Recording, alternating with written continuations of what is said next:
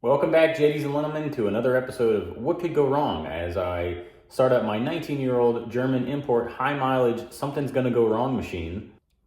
Today's episode is gonna be about oil pressure and oil pressure lights and possible causes because I was driving home in heavy traffic not too long ago and the car died on me and gave me an oil pressure light. However, the car did start right back up. I drove it all the way home with my butt puckered, hoping that nothing else would happen. And after some YouTube and Google diagnostics, I think I'm just going to change the oil pressure switch because I think I'm having intermittent failure. I did not test the oil pressure. I'm really just throwing shit at a wall and seeing what sticks. Why do I think it's the oil pressure switch? Did you know that deck lids also serve as laundry holders? Because I start up the car and sometimes before I even start it and I switch to accessory, I'm reading 2 or 3 bar and I'm pretty positive it's not supposed to do that because there is no oil pressure when the car is off.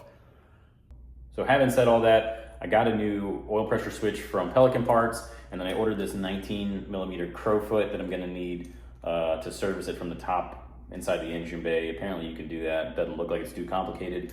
Other than getting this down there without dropping it, it's really breaking it loose. It should unscrew by hand.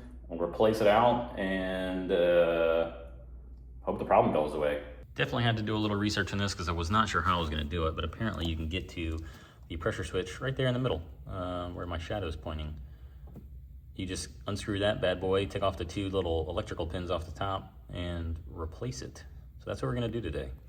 Now, from everything I read, this 10-minute job could turn into much longer if any of your parts disconnect. You'll need about 6 inches of 3/8 extension and then your crowfoot, and all this needs to be tight together. So all this little wobble, I don't trust that because if anything happens and this separates and it drops, it might be a pain in the ass to get out. My bottom extension with the crowfoot is very tight, so I'm really not going to tape it. I have to use a punch to even separate this currently, but I will tape the 2 extensions together just to make sure they stay together, and then we're going to go ahead and get started. Very difficult to film back here, by the way, but we're going to remove the 2 electrical connectors like such. They'll only go back on the new one way because one's fatter than the other. And we'll get the crowfoot back there. This is where my experience differs a little bit. That's 6 inches of extension. I think I could fit the 9 inches of extension, so I'm gonna add one more on there. It's gonna be a lot easier to work with a ratchet here. Can't really record like this and loosen it, but just to show you, you get the point, about 8 to 9 inches of extension, for me, is the sweet spot. Okay, really just had to crack it loose, and then it'll unspin by hand. Don't forget to take off the washer that's gonna be with it. It is much easier to unscrew by hand when you're not trying to record to show people. This is what I was referring to. Make sure you get the old washer off because the new one comes with one. There's the new versus the old. That's 130,000 miles of sensing and switching. We're gonna do the opposite. We're gonna thread in the new one, make sure it's not cross-threaded, screw it in by hand. There we go, got the new one spun back on, tightened down, and the pigtails for the connectors back on. I did turn the key over to accessory mode to make sure that the oil pressure was not reading. I'm gonna warm it up and take it for a drive and make sure that those pressures are reading correctly as well.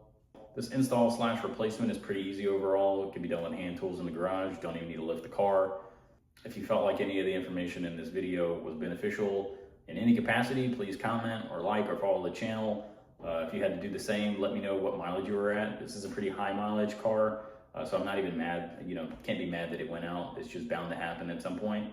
And stick around for future videos as I continue to service maintenance and do mods on it. I have a set of wheels right here that will be going on shortly.